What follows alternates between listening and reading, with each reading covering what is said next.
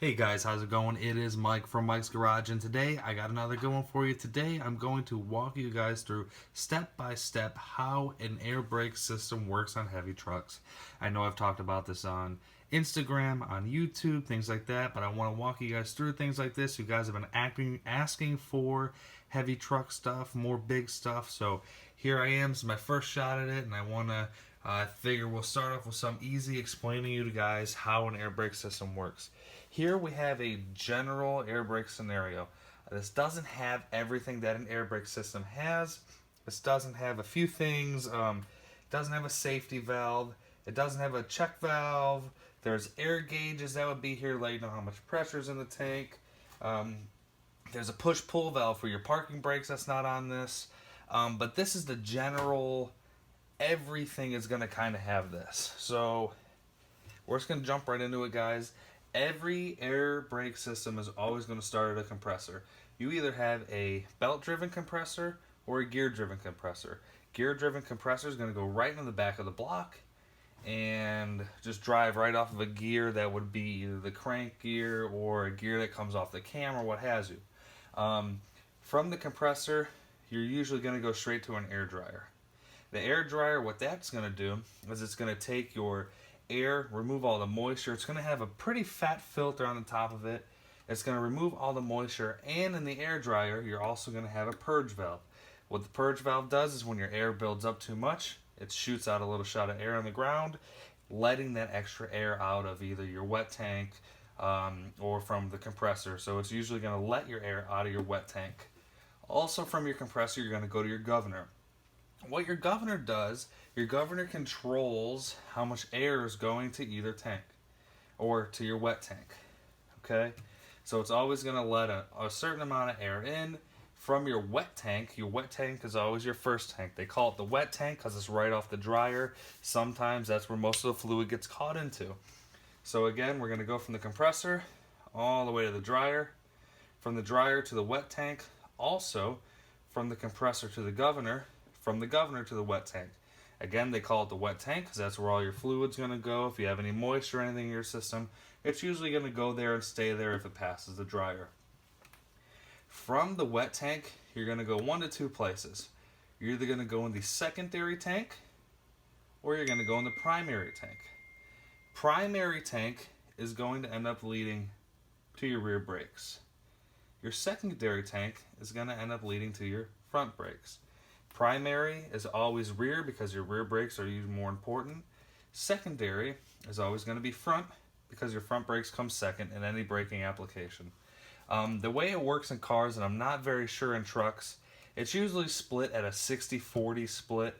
60% will go to the rear, 40% will go to the front. It's not as true to that as air brakes, but it's along the same lines. That's a good way to remember. It's not split 50-50, because if those brakes grab at the same time, then you're going to get a lot of swerving, or your tractor would go in a different direction. If you get more front brake application, those front brakes end up locking, and then your truck would nosedive more. Rear brakes kind of lets it settle down, nice and even. That's the best way to explain it. So coming from your tank, you're going to go right into your foot valve. Your foot valve is the actual brake pedal, what you push.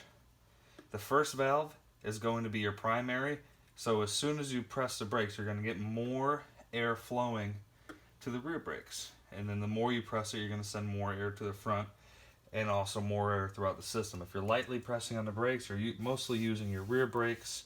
If you're slamming on the brakes, you're using mostly rear, mostly fronts.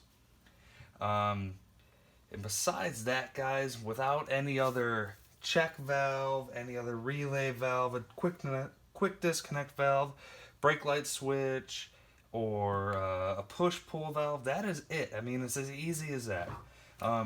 If you want to get into specs, I mean, your compressor is supposed to build between 120 and 145 psi. They usually want that between a minute, 45 seconds to a minute. Your dryer, like I said, that's got almost it's a filter. It's almost like 2 oil filters size big, and that screws on top. And what the dryer is going to do again It's going to remove all the moisture from the compressor, because usually the compressor has a charge tube from your turbocharger. It comes right off your air duct. And so if you have your turbo here, we'll just say that's the turbo. You have your air duct going to your intake.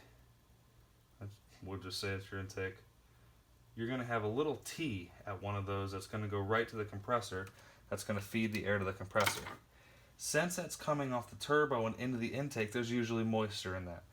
That's why you have a receiver dryer or an air dryer right after the compressor to remove all that moisture from the air, because any moisture inside these lines, inside any of these components or anything like that, it's going to cause for premature rust, premature wear, things like that you don't want, especially in the air brake system. I would say down here in Florida, that's our biggest problem, is those dryers not getting serviced enough. If dryers aren't getting serviced enough, that means too much moisture is going to get into places.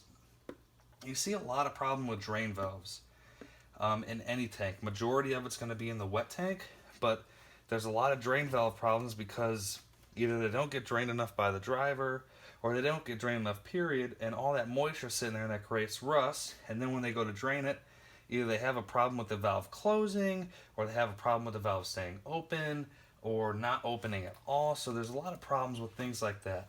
But besides that, guys, that's it. That is the basic air brake system setup. I know it's kind of not the best picture for you guys. I am in the future bringing in some actual air brake parts. I'm going to take apart right here in my garage on the desk. I want to show you guys how everything works, what is and what isn't, best for an air brake system, and I just want you guys to learn the best. That's really why I started this page. I want you guys to really learn and understand what's what when it comes to cars or trucks or anything like that. So I really hope you guys enjoyed the video. Real quick one today, nice and easy for you guys, kind of diving into a truck brake system. Besides that, guys, I really appreciate it. Don't forget to like, don't forget to subscribe. Also, don't forget to leave a comment. Leave a recommendation, letting me know what you want me to make next. And I appreciate it, guys. Don't forget to follow me on Instagram at Firetruck Mechanic. And we will see you guys on the next one.